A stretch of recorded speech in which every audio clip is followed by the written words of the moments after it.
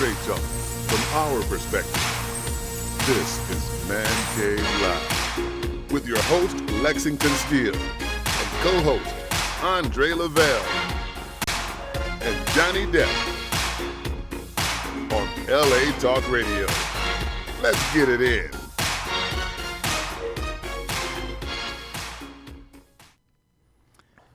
Good evening. Hello, everyone. I'm Andre Lavelle, and welcome to the ManCave. Lex and my co-host and our partner in crime, Johnny Depp, they're in Vegas for the AVN Awards, and Brother Lex is collecting quite a few statues, I'm assuming, and Johnny D is there promoting his Formula R3, Rise, Rock, and Restore. Shout out to Johnny Depp. So tonight, I'm carrying the load, so to speak. And that's one you came up with. There you go. I have a gentleman who joined us a couple weeks back via the phone line, and now he's here in person. That's right. This man's accolades, I can't even name them all, so I'll just introduce him and let him tell you a bit about himself. And also, before I go any further, I'd like to thank Wendell Wellman for, if you noticed, our really smooth introduction tonight. So thank you, Wendell. Check him out. He's got a lot of major music coming out real soon. So without further ado, here's Mr. Brandon Boland. What up, boy? How you doing? I'm doing good great, seeing brother. you. Brandon Boland here. 12 years in the radio, 15 years in the radio business. Started at KJLH, his own Los Angeles, down there on Crenshaw, at the Shaw. Yeah. Back when it was the Shaw. Been doing stand-up as long as I've known you. Yeah. It's been about 38 years. Has it been that long? I know. I'm gray. I didn't put my. I know face you didn't black put your on. list. Yeah, I didn't darken it up. You put it out man. there. We've been in the game, Def Jam, Yes. Comic View, all this stuff. Been doing it a long time. And right now, I have a blog on the Huffington Post. You can catch me at Brandon Boland's The Under on YouTube and thedarkroom.com. That's TheDarkrome.com. Great. And hopefully, real soon, we should have Mr. Jeff Brown joining us as well. He's got caught in a little traffic. Jeff Brown of A Star Search from back then, and also Last Comic Standing. Last Comic Standing, BET. The brother has so many, he has so many credits behind him.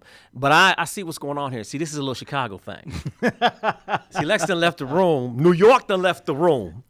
Pasadena is in the house. You know how we do. PDA is in the house. And now it's a Chicago thing where they're trying to gang up on it. But don't worry, I got it. I got it covered. I know you good, bro. I know you good. Yeah, dig it. So I appreciate you coming in. Man, anytime to be in the Man Cave, I'm going to be here. Anytime that you say, come down and hang out at the Man Cave, I'm coming to the Man. There's not enough Men Caves around. There used to be, matter of fact, you told me a story about a place called The Cave. It used to be on Hollywood. Oh man, yeah, it was a strip joint. Right, And, dig it. when I first came to LA, I didn't know the bus stopped running, and I was staying out in the Shaw. Okay, so let's take it back a little bit. Okay. In Los Angeles, unlike a lot of places, a lot of metropolises in the United States of America, in Los Angeles, at a specific time, the local, what would be called the local bus routes, right? They shut down. We don't have necessarily expresses. We have long distance routes. Yeah. So the long distance routes stand, but they don't stop nowhere near where you have to go. They'll stop like 6 miles in because LA is huge, it's massive. So the long distance route, you might want to take that bus, or it might be better to go into a strip club and take a nap. Yeah, man. Thus- I left the Comedy Store after standing in line all freaking day, and then I got bumped, so I didn't even get to perform. Wow. And then I had to catch the bus home, and there was no bus to catch. So I walked from the Comedy Store to Hollywood and Vine, and there was no bus for me to catch. And lo and behold, the cave was open, and the guy who was watching the door was asleep. So, I snuck on in. So let me get this straight. Let's just back up for a minute because we need to tell this story too. We need to understand this is the Man Cave. We're talking real shit here. Okay, there was a time when you came out here to do stand-up comedy. One of the things that they had, one of the things, the rites of passage you went through, is the Comedy Store would have this sign-up sheet. And you would stand in line, I think it was on a Tuesday. You'd get there, and they'd open the sign-ups, at like 5 o'clock. Yeah. Was it 5 o'clock? But most people got there at like 3 and stood in line for 2 hours because they can get the line. And then you'd see the sheet, and it'd be like, okay, I'm on the sheet. And it would say, I got here, and I held my spot in line. And you sign the sheet, it's 8 o'clock. Yeah. Man, I'm going on at 8 o'clock. You don't go on at 8 o'clock. No, because they have regulars, and then they have drop-ins, and then they have big showcase, names. big names, Yeah. right? Then Damon Wayans will come in, and everybody, Damon Wayans bumped. show up, man, in the 90s, and it's over. You might as well, but you don't know that as a young, hungry comic. You don't Yeah, know it's man. time to go home. Exactly. You don't know that he's going to do the set. The very first time I went on stage, a friend of mine, Chris Hale, just reminded me of. Chris Hale used to play ball for the Buffalo Bills. I played with him at USC. He just reminded me of this. He was there the first night.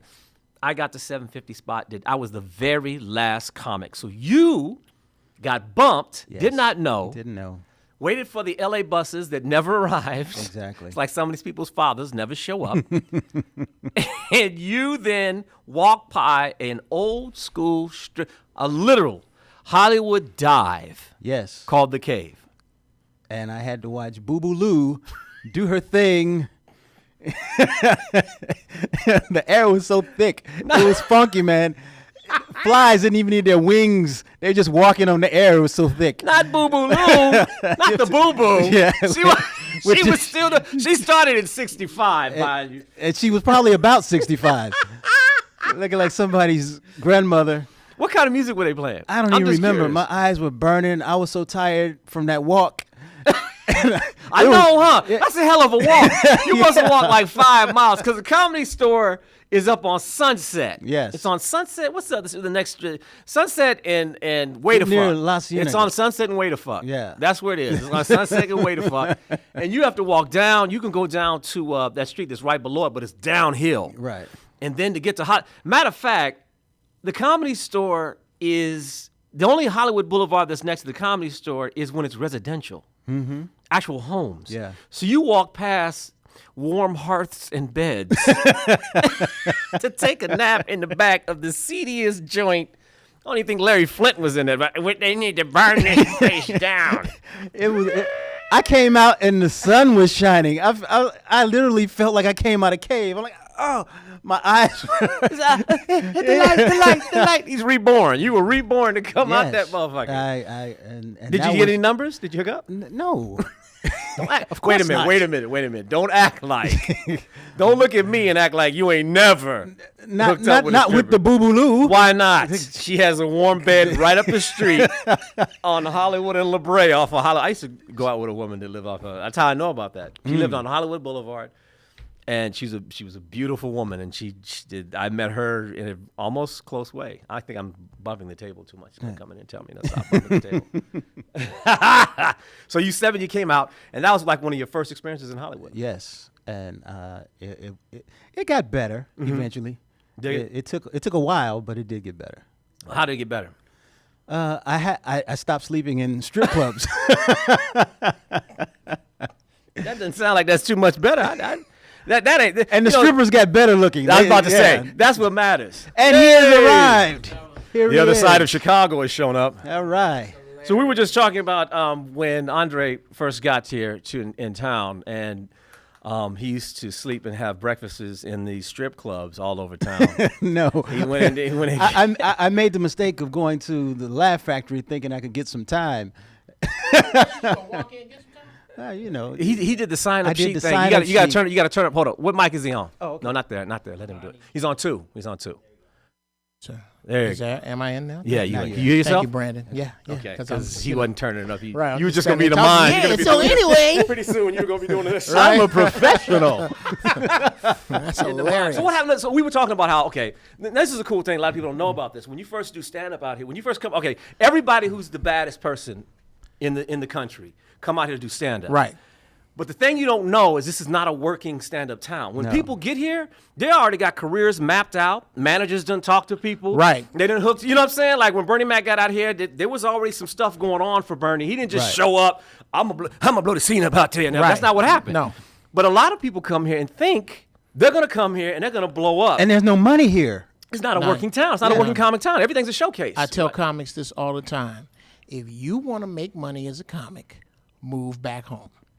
if you're out here and you're not in acting class and you're not trying to get an acting coach and and make the film television steps, you're gonna starve. Yeah. That's right. That's You're right. gonna starve. Because everything's a showcase. Everything, even in the time, and cats don't know about this. When we actually really hit, because I told them Star Search. Yeah, Stars blew it up. When we actually really hit, we could actually get deals. Right. We could actually get deals, holding deals. Like they would hire you not to do. Here, Jeff. Okay, here's the deal. We're gonna give you $100,000 holding deal for a year. So you go, okay, well, what am I gonna do now? Yeah, we're gonna try to put some stuff for you. Okay, let me get this straight. You're gonna pay me Yep. to not work. It's for almost like being a anybody farmer. else. Yeah. It was a Don't grow trend. any corn. Here's some money. And they were throwing deals away. They were throwing deals away. I saw some cats. I know some cats now who shall remain nameless that are well off because they invested their development deal money well. Wow. I would have been one of those cats, but I have 2 divorces, $115,000 cash, and a couple houses, 4 cars. So I still got. I don't have it. I can go visit it. I know the addresses and the cars are still walk there. by. I walk by. I used to drive that car. well, it was well invested in your sanity because you didn't end up in jail. Absolutely. So you invested in the investment of getting out of it. There are some dudes. that are They're in jail. bunking down with some dudes right That's now. right, because they didn't have the investment that Did you not had, have it. and she pushed them. Pay to walk away. Now, what was one of your first like crazy mishaps when you first got here doing stand-up? Well, I did it a little. My career went a little different. I was in the Marines out here. And when I got out, I did comedy accidentally in the military, which is a whole nother story. And I was hooked. So I was here. That's Rodney Perry too. Rodney Perry started. Was when in the Navy, when yeah. he was in the service the same way. Him Yeah. and the same. It was almost. You guys from Chicago got that little thing going. That You go to the whole Marines and kind you of- start doing stand-up, and then all of a sudden, Well, you're in Chicago. You trying to get the hell out of Chicago. You trying to get out of Chicago. The code drove me to L.A., actually. I heard I woke that. up one morning and I got in my Geo Metro. I gave peace, love to my grandma. Wait a and minute, I hit it. hold on. I would think that The owning GDs drove me out. the Geo Metro, owning that in the first place should have gotten you beaten up in Chicago. Hey. let alone kicked out. $10. Cadillac Town, yeah. $10 fill that sucker up. I had $150. Got to L.A. with $20 left. Yeah. And that's how you ended up sleeping in a stripper club. Well, hey, Yeah. $1 quarter pounder. There you go. You can. But I cut you off. You was doing stand-up. If I had it, you said the craziest thing. Well, you said you first. I just wanted. You started off on a very interesting story talking about how okay. you started in the army. No, I was in the Marines. I'm sorry. Marines. Get it right I now. do Okay. forget that, though. Yeah, You yeah. do Hoorah. remind me of I that. He was in the understand. Marines. I think you were a understand. sniper, weren't you? or something? Didn't Brandon graduate from UCLA? No. Yeah, No. yes, yes. No, he did not. Okay. Anyway, That would no, be USC. Yeah, it's and USC. You did that on Oh, purpose. yes, I did. Okay. Yeah, it's so cool. I had a weird angle to comedy because I wanted black people to love me so bad, and they was handing me my head because when you first start, all you are is ambitious. You're not funny. You're not organized. That's right. And there are jokes that your jokes weigh 200 pounds, but as a comedian, you got about 10 pounds of capacity. That's right. You don't know yet how to set a joke up, how to pay a joke off, how to turn a joke into a bit and turn bits into pieces. You don't know nothing about that. And I didn't. And black comics and black clubs was handing me my head. So I just started going to the outskirts, anywhere that if you wrote comedy on a chalkboard with a sign back in 87, 88 when I started, 200 people would show up. So there was no shortage of rooms to go and develop your stuff. Because that's prior to Def Jam. Oh, So yeah. there were a lot of rooms to work because we didn't have access to the white clubs a lot Well, of out the time. here, what happened? What the way it was, everything. Like I said, LA's so spread out. Right, So there were right. routes that you would take. On a certain night, you would do the Red Onion or the Golden Tail. Then you'd go up and you'd go to. You go to Universal Studios. They used to have the Yep. Virginia. What was it called? Virginia, whatever it was, station. Virginia Station. They would stop. They would dance. Stop the dancing. Hand you a 6-foot cord from the DJ booth, and you would walk out on the dance floor and do stand up. Yes. It sounds about right. That's what Chicago. I did bowling alley, strip clubs. That's right. Dance. We That's did it. everything. Yeah. That's it. If That's you right. face forward and speak English, I'm finna say something. Yeah. That's right. We're gonna That's work right. it out. And that's how. But you need 2 years of that to learn first how to be funny. Because the thing that it teaches you is that when you start bombing, you have to figure out why this didn't work. And it takes time to do that. And if you're only getting like 8 minutes, that's a long set. If you're doing like 3 minutes at a time for the first year, you might only get like 40 minutes of time on stage to In a learn year. what's working.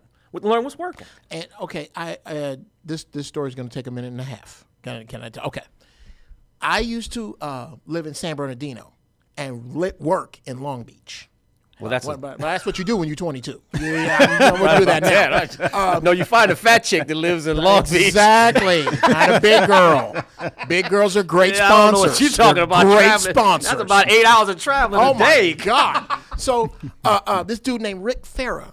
Shout out to Rick. He used to book a bunch of stuff out in the Inland Empire, and nobody wanted to drive an hour and a half. I remember that.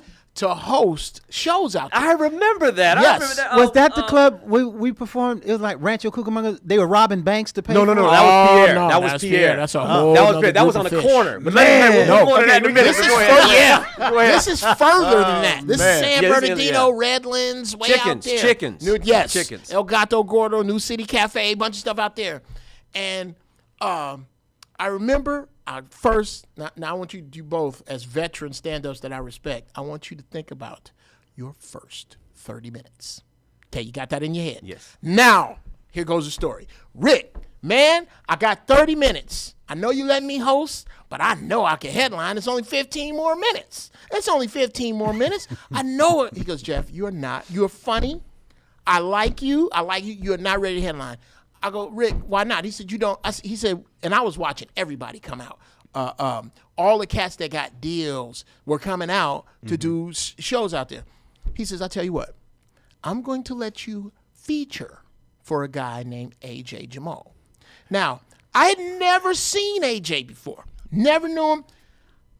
I'm like, okay, yeah, I'm gonna run it up his butt, man. He finna see what it is. But I get there to the club. AJ comes in. He's the most unassuming. Y'all know AJ, the AJ's coolest really dude just in the world. Laid back. So the host brings me up. When I tell you, I reared back and threw my drawers at these people. I worked as hard as I could, and they were, what? I got off that stage, and after 5 minutes of AJ Jamal, them people didn't know who I was. Wow. He tore the paint off the wall for an hour and didn't say damn. And I was standing there going, that's why. That's why I can't headline right there. I don't think enough comics that start now have that experience. Mm-hmm. So what happens is they'll get these deals. They'll get a television show. Mm-hmm. And now what you going to do? Right. What you going to do? Now you got to go out on the road to make money. And the people who saw you on TV are Heard coming. all your material. They heard all your material. And two, you got 10 minutes of, wow, I just saw him on the Uncle Quack Quack show. Then we want to know what you got to say. So who's going to open for you? Who you going to get to open this show? A bunch of comics who've had a lot more time on the road than you? Right. And they're going to slam. And they going to kill, and they going to do it on purpose. Exactly. They're going to dig you a big hole. They're going to do what people do sometimes when they do that. They're going to say, okay, let me show you. He got me working for this little bit of money, huh? Okay. And then he leaves the room. You know, you see cats do that. They slam. Like, they'll do that. I've seen people do that on the road, too, especially when I was... The masked man. And leave the room. What happens, though, is if you blow a room up like that, the audience will still be waiting to see the comics together. If he leaves, that's a distraction now. So now you got to blow the room up. If that guy's gone, he takes the set and his energy with him. Mm-hmm. So now, if you're bombing, you're trying to figure it out. One of the things, one of the things is it I would say, I'm not gonna say these comics today. It's a different vibe. You know, they're doing things differently. Mm-hmm. I really enjoy what these young cats are doing on these vines, man. In 12 seconds, they are hilarious. They're doing stuff. I don't know if you know who Alfonso is. Yeah. You know, I mean, they have a whole crew where they sit down and they sit in a circle and they sit down and they go through and they pitch ideas to each other and then they all come together to consensus and then they do it. They do the vine. 12 seconds. And it's just brilliant. But the thing is, and one of the things I really appreciate is that we did everything. We didn't just do stand-up. We did stand up in bars, but we also did different types of comedy outside. We did sketches. We did sketch troupes. We did I did warm-ups. Oh yeah, warm up is a different beast. The worst, I mean, not the worst, but it was this thing. They had this thing called, they still got it, the College All-Star, College Campus All-Stars, which is black. It's like a black Jeopardy for college campus people. College campus for black colleges. And I warmed it up, and I did, dig this, I did 6 hours. Mm-hmm. I did 6 hours because they were shooting the whole show. They were shooting 4 shows that day. And the contestants was the audience. And they were doing it on 2 days. So I went in there, and I did 6 hours, and by the end, I was, juggling poodles. But I made it through. They thought I was funny. I was cool. Came back the next day, same audience. Wow. Same damn. So I'm like, What am I gonna do? does the DJ have any other music? You got anything else? Anybody can sing. Yeah. We're gonna start that first. Yes. Opera? Would you like to start to sing? Would you like to sing The Ring by Wagner? Yeah. Would you? Because that's the other thing about comedy. It's not like music. Yeah. Okay. One, you can't go out here and go, "Hi, I'm Usher. I'm gonna do Best of. yeah. You remind me of a girl. I'm gonna do that." Everybody go, "Ah." No. What's new? What's Exactly. now? Right. What's now? Yes. And we've seen you, and now we've seen your act 8 times a day on YouTube, and we're tired of that. We're tired of that. Yeah. Used to be we get our stuff out and somebody say, do that. You don't get that. You remember that? Wow. Hey, I saw you on do that, because I used to do a lot of voices. I go on stage, I do all kinds of characters. Do that Jamaican, do the African, do the. You don't get that no more. No. Comics don't get, because the people see it, and they just run it over and over. And so now they're like, you doing that? You gonna do that? Oh, I remember this. This is so funny. It's not funny, but he lives in Africa now. I was up with Roy Flynn. Roy Flynn used to have one of the greatest opening lines. Roy Flynn used to come on stage, and he wore an aviator 1938 Leather aviator cap. and he would just stand there, and he would stand there for like 30 seconds, Which is forever. right, and the audience would just be cracking up. And his first line was, "If the police come in here and ask for me, tell them I've been here for 35 minutes." Killed the crowd, right? After he came in there one day, I never forget this. He was on stage, and he said, "If the police come in here for," and the chick sitting down front, she said, yeah, you've been here 35 minutes. Whew, never saw him on stage again. Not saying he didn't go on stage. I just never saw him on stage. I think that like literally stopped his comedy from happening when that happened. Wow. I think that really, that literally just turned him and said, okay. That punch in the stomach right there. It wasn't, because all his jokes was from that character, Right. from that moment on. Right. He never didn't kill her. That, That didn't kill her. Yeah, that whole. all that Yeah, shit. Yeah. when She you gonna get call that me up, wonder why her panties Mouth on gets backwards. dry. Right. Cotton oh my ball. God. And this liquid runs over my head and down my back. There's like this sweat. But you did Last Comic Standing though. Yeah. How was that? I think I learned a lot about the difference between what happens and what you get to see in a reality show. Okay? If somebody followed us around for 2 weeks and they got a bunch of footage of us doing everything, but they wanted to make it look like, well, let's create some drama. The magic of editing. Brandon only drinks water and only wears a black shirt. Then they'll just use that footage and they'll have us change clothes.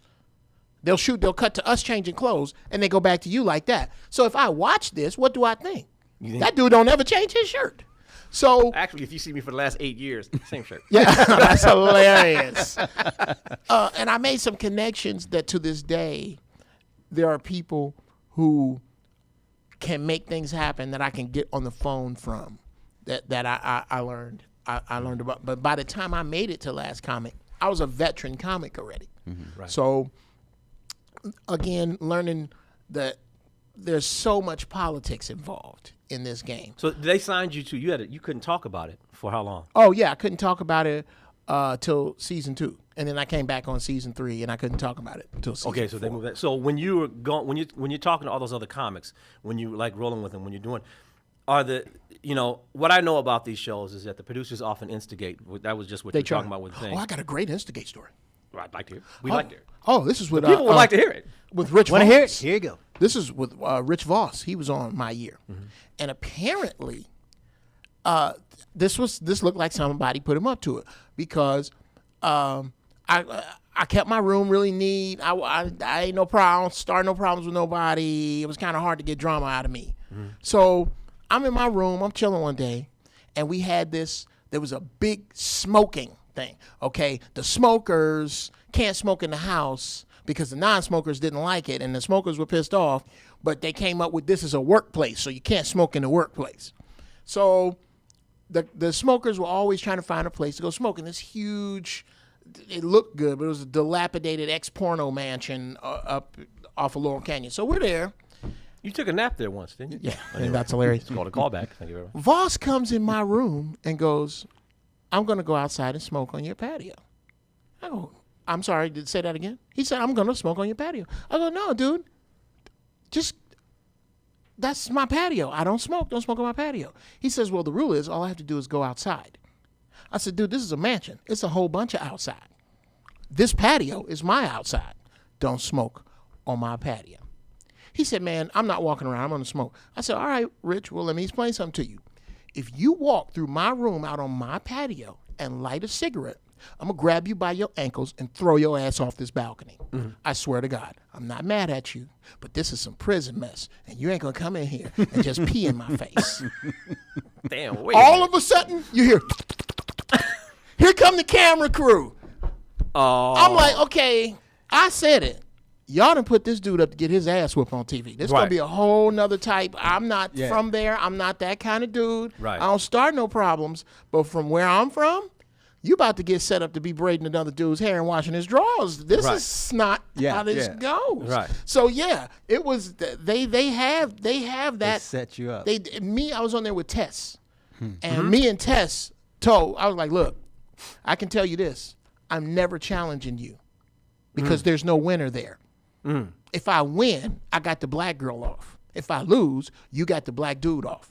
We both black. We the only two. And I would say, y'all know me. I'd say right in front of everybody. Okay. I don't know if here's the mystery that there isn't.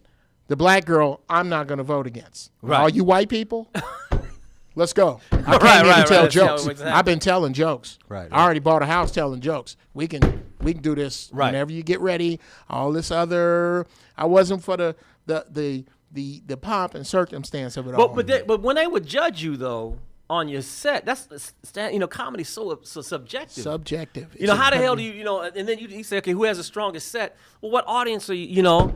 Who's better, a violinist or a juggler? You know what I'm saying? Or a juggler who can juggle violins. Right. You know what I mean? Like if you take the set over to if you go to the magic, what's that called? The Comedy and Magic? Comedy and Magic, or if you go maybe up there to the Ha-Ha? To the Ha-Ha, or you can go out to the Valley, you can go out to those are different sets. How come the comics never went up like they should have had one night? They should have went to Comedy Act Theater. All the comics went up on the Black Night, Black Monday, Chocolate Mondays. You know what I mean? All of y'all went up where you and Tess would be the strongest, or everybody just go to a Latino club and so you can hold their They home. ain't want that. They ain't want to see the Latin. That's my fault.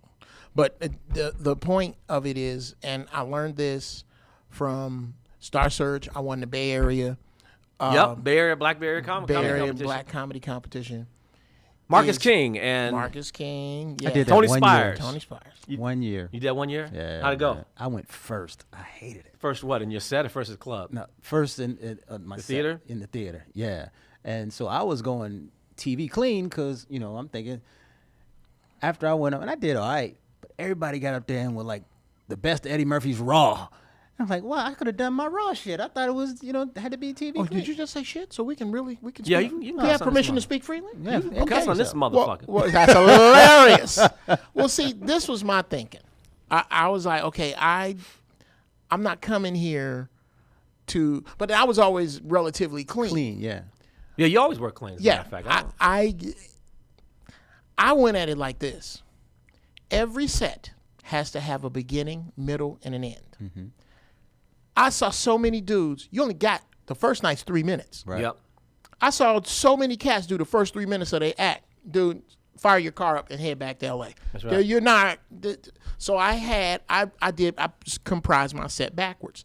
I had this closer at the time that could not lose. I used to do this thing called Opera from the Hood. I remember that. And I listened to myself on 10 different occasions and looked at all those times, divided them by 10, and went, that's the average time.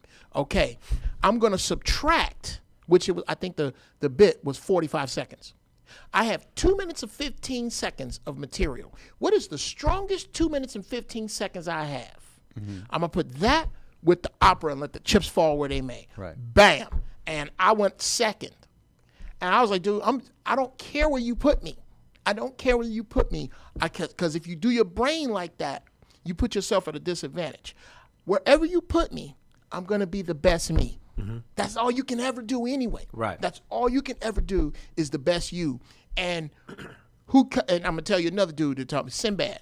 I learned how to do comedy on my own. Sinbad taught me about doing shows. He said he don't care how dirty you are in front of him. He erases the chalkboard and starts where he is. And he does the best him. And nobody. That dude's a comic genius. Yeah. I'm not just saying that because I owe him money. That dude, no, I don't know Sinbad anyway. But yeah, dude, Sinbad is brilliant, man. And I remember Sinbad. I remember Sinbad stopped me on La Cienega. Let's tell you how crazy this town is. And I was on La Cienega for some reason, just saying that he had a motorcycle at the time. He pulled up. And I knew him and his brother. Goldwing. Right. And you know his brother, what's Mark. his name? Mark. And they were at that time they were doing those shows out of the Caribbean shows, those Soul Music Festival. the Soul Music Festival, exactly. And they were losing money on it. And I didn't know that. So Sinbad started talking to me about it. And Brandon, man. And I think he remembered me either from KJLH or remembered me from Tom Jordan because I never told him my name in that conversation. But he was in the middle of going through something with his wife. Remember that? Yeah. And then the guy had put his hands on his son. Whoa. And this actually got into the paper because Sinbad went up there. Now, I'm not knowing that this is at that moment. So I think he needed to just calm down. And I had never talked to him. I was just listening. I'd never heard that brother sound that way. He kept, your eyes like get glassy when you talk, when you're so mad.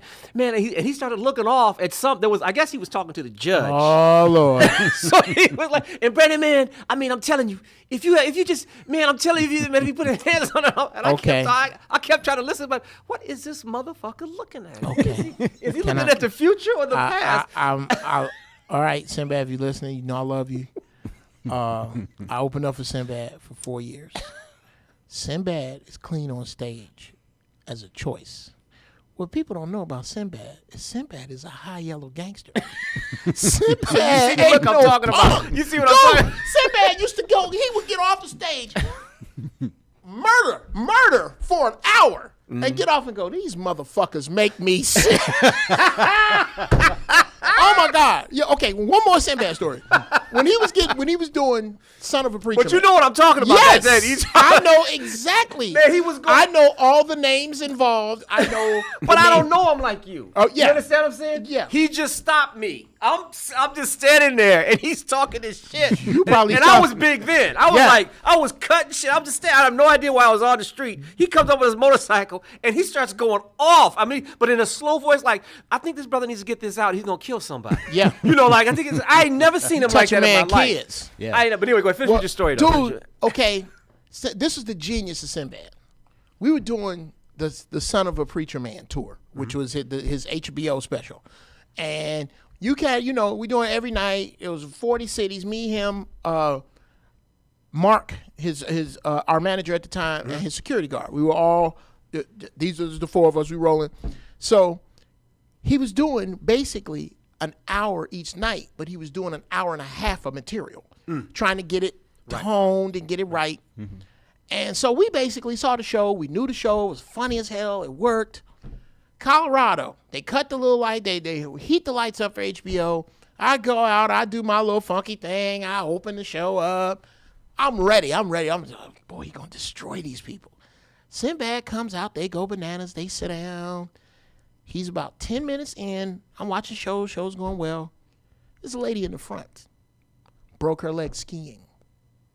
Sinbad does 20 minutes on her cast that nobody has ever seen before. I ain't never seen it. Oh, He's shit. never done it before. Right in the middle of HBO taping. I'm like, dude, that's balls right there. And it ripped, destroyed. I was like, and he trusts himself.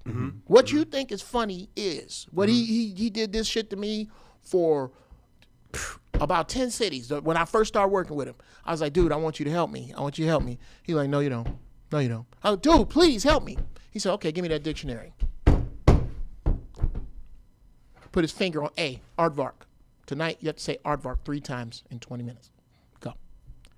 He went all the way to about J through these shows. Then he told me one night, go out, stand in front of the mic, and don't move. The next night, go to the left side of the stage, don't move. Go to the right side of the stage, don't move. Go, just a bunch of stuff. Sit on the stool and don't move. Walk around the stool 3 times. This is over. I'm thinking, this is some college hazing bullshit. Right. Then one night he comes in, I come in, I go, what tonight? He said, nothing. Put all that shit together. He was just freeing my mind. Yeah. Your mind, this is, Because it's confidence. it's confidence, and it's not, this is something that's universal. Stop waiting for someone's permission to be great. If you wake up and see that fiery ball 93 million miles from here, that's all the permission you need.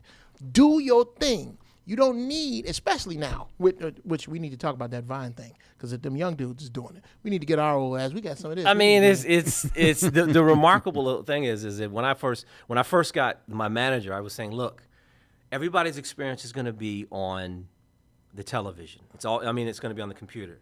And when I did my first one-man shows out here, when I did them, the ones that got big. Crenshaw. I got. No, we're not gonna do that. 5 minutes of his material that I wish was mine. Go ahead. But the funny thing you say about that is that I've always taken the position, and it hasn't always helped me. Yeah. Because a lot of brothers say, well, we don't want that. You go too often this different stuff, or you're not funny. And this. Now, mind you, the guy who I set up under, the Yoda who I set up under for 5 years was J. Anthony Brown, and we ain't nothing alike. We are nothing alike, but J. Anthony Brown's ability to approach the way he does. Like when he gets him, he just keeps going and going, and his abilities, his natural abilities to play that up, and believe it or not, Jay was incredibly. When I say this, I don't mean this like some bullshit. Oh man, J. Anthony Brown is discipline in comedy. The greatest ones. Now in life, we're all of us are fucked up. Shit is all over the place. Oh my God! But Jay.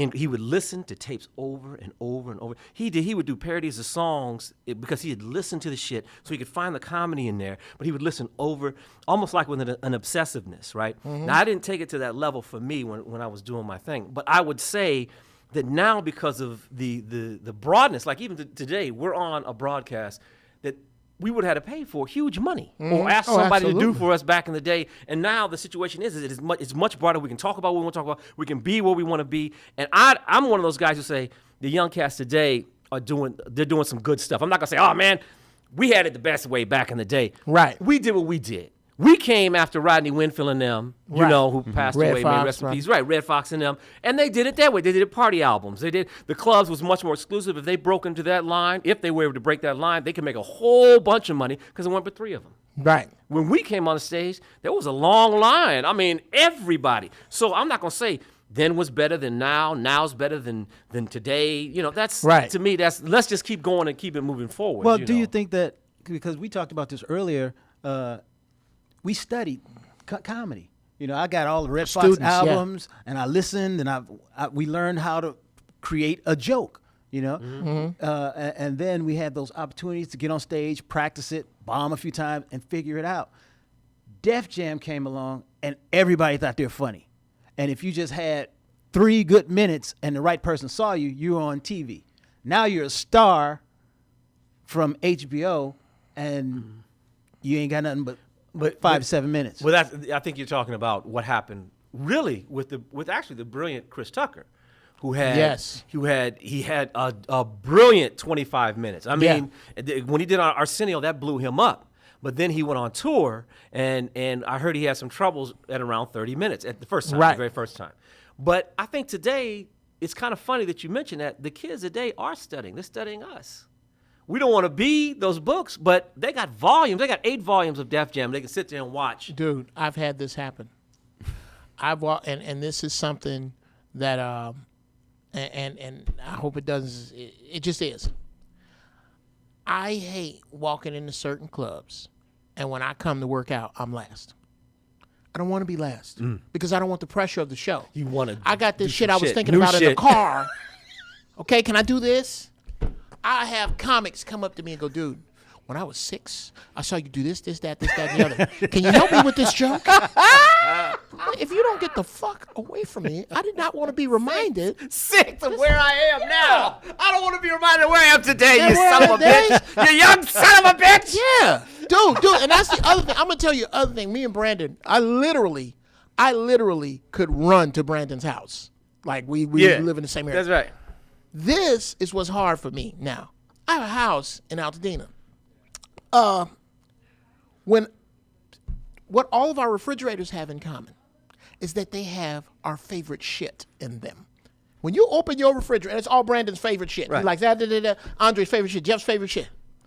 When you're 22, you got Tot Ramen and Xbox. You got what you can afford. You got, that's it. You can't wait to leave. That's right. I don't want to leave. I don't want to leave. My wife look good. My wife got the body of a 25-year-old. I don't want to leave. She most certainly does. Ah, it's hilarious. She most certainly does. I got Netflix and Hulu. I just hooked him up with some stuff, but he ain't never gonna leave the house. Oh, man. Look, I Okay. got my own studio. Right. I built. Let me tell you how crazy. And that's why we don't go out on stage anymore. No, It's 'cause we're that's not uncomfortable. true. That's It's not true. hard. That's not. We. It's harder to go out on stage if you give up the idea of, like you said, Hunger. Yeah, being out there and putting new stuff out there, and it's you can see.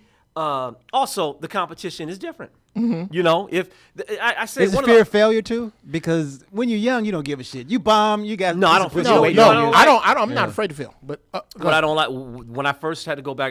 One of the things that kicked me back on stage is you have to maintain a stage presence to do some type of television to get a gig. You can't get no gigs unless you can show them a link to you being On TV. something, right? So you have to go on stage to do that. And one of the things that is a trip is going out. And they say, weren't you somebody at some time? Yeah. I used to remember you. Yeah. So, that's the thing, because you're just trying to work, and it's hard. You can be a nobody in the room. That helps if you're trying to just do your thing. But at the end of the day, I'm still a nobody, so it doesn't really matter. Well, for me, Can get on it's like stage. this. Okay, if you can't do, and I've never really stopped doing stand-up.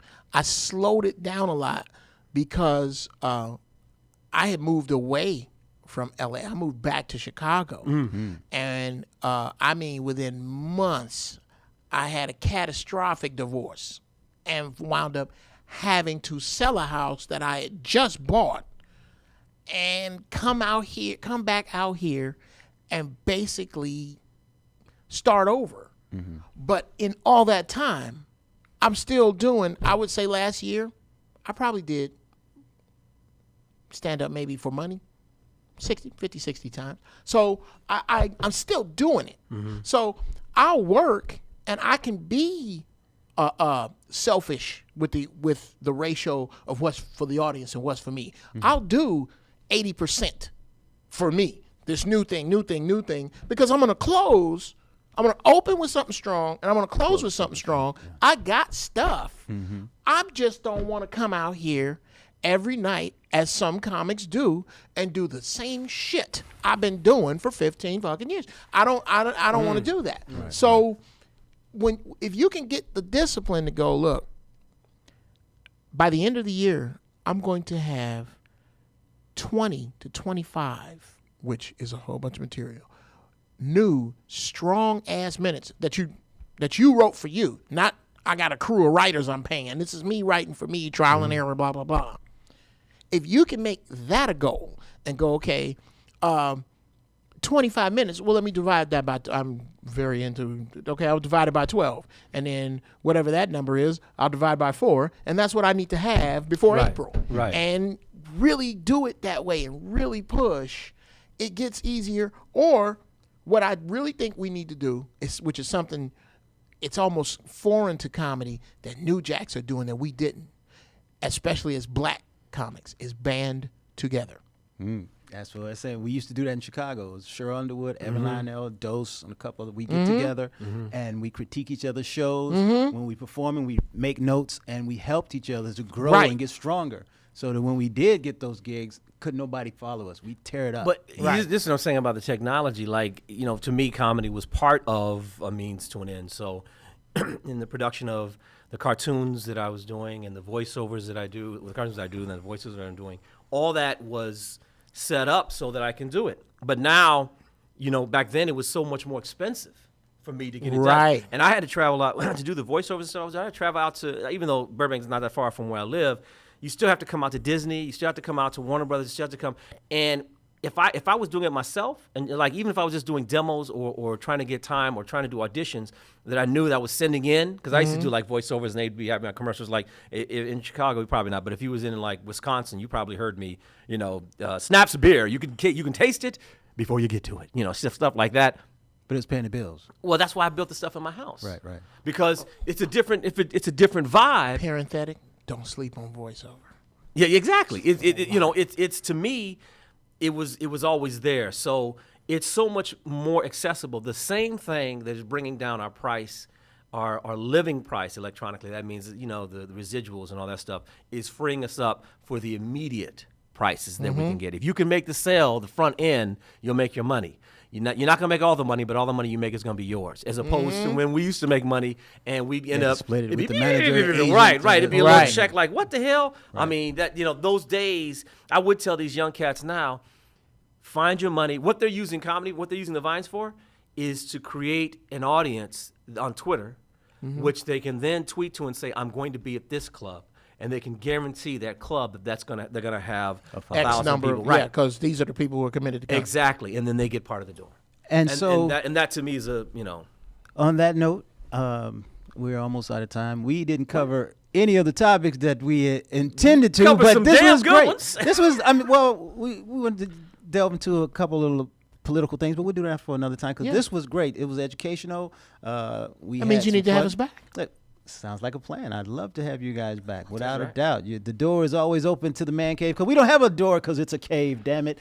So, like I was saying before, there's a saying, if you go to a party and you're the smartest dude in the room, you need to get into another room. And you guys, I'm glad that you're here at this party because I feel like it's an honor and a privilege. I've always admired you. This dude right here. Keep going. We go back, man, and I'm tearing up. I haven't seen you guys in so long. But before we go, I would like to thank you guys for coming down, definitely. Anytime, bro. Give a shout out to Lex Steele, who's at the AVNs, and hopefully he'll win a couple of awards. And AVNs this year is going to be covered on Showtime, I believe. Okay, back up. Lexington Steel? Lexington LS. Yes. Baby, wait a minute. L? What? LS. Yes, Lexington Steel. That's the chair you're sitting in. Yeah. You didn't feel the weight? The weight? It kind of leans forward a little bit. I'm going to see if I can pick up any DNA. Okay. And Johnny Depp, who's there promoting his Formula R3. What's up? Yes. So in closing, I want to introduce a project that I'm working on. It's called Sounds of the Police. I hope you enjoy it. Great video. Check it out. Thanks. See you next week. Peace.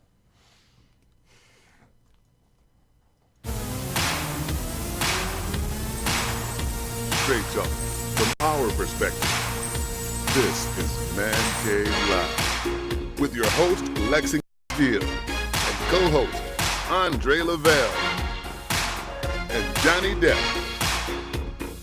on LA Talk Radio. Let's get it in.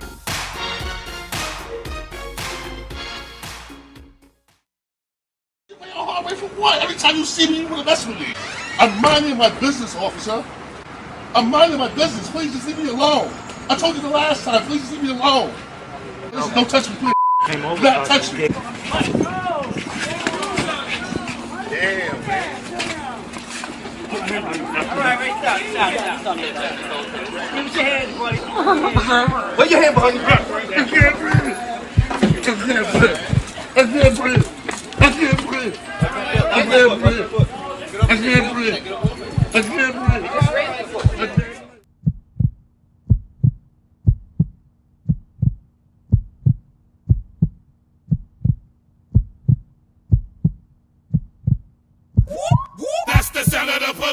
manifest. That's the sound of the beast. That's the sound of the police. Hey. That's the sound of the beast. That's the sound of the police. Damn. That's the sound of the beast. That's the sound of the police. That's the sound of the beast. Damn, man. Can't even hit the corner store no more for some chips and a soda without feeling like a fucking target, man. It's gotta change. No justice, no peace. Yo, black, talk to him. Riddling scriptures thinking of Trayvon. Cops adding fuel to the napalm. Rides on the loose, hope you got State Farm, lost soul. All we do is pray for him. Pray for him.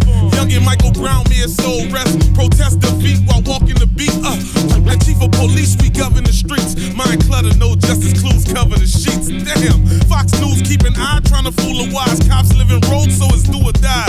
Yeah, can't even walk out your door, that's a suicide. Can't even walk from the store, that's a suicide. We want the yards, not the inches. Label the minutes. Crooked smiles by lieutenants, thinking we ignorant to what's been given. Justice and peace, we need that feeling. Until then, we stuck in the streets like. That's the sound of the police. That's the sound of the beast. That's the sound of the police. That's the sound of the beast. That's the sound of the police. That's the sound of the beast. That's the sound of the police. That's the sound of the beast. Wake up, aching from the slave boat. Trade up, trader, and this is not a slave quote. Politics, policy, they trying to corner pocket we. Ooh, poverty is minding me, obviously. Yeah, justice for which is planned. Take over, take a stand. Man, I'm just a man, denied income with norm symptoms, but we still thank God like the pilgrims. This is children, shots fired, life expires, no extension. Fans blindside you, not to mention this a race competition without a winner. Am I a sinner or am I living? Justify my image, get with it. Portray Picasso, but this shit is more vivid. Protect and serve, you have the nerve.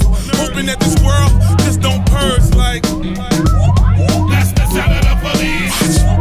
That's the sound of the beast. That's the sound of the police. That's the sound of the beast. That's the sound of the police. That's the sound of the beast. Put him right there. That's the sound of the police. That's the sound of the beast. Black target, your life expense. Black market, life's a chip, we cannot bargain. Future coffin spreads the margin, yeah. Now we fighting the talking, huh? And I ain't looking for Obama's speech. Sheesh, with all due respect, lost all regrets for democracy. Win, lose, or draw, a table full of threats. Growing up with how to dream, no Dr. King. We was taught by any means for a lot of things. And she was taught to cream for a lot of cream. And cops killing kids on the routine. So they justify my thug with an open slug. Looking to the sky, what made us. Hoping I survive these turntables or get smoked and the DJ play my vapors. Like.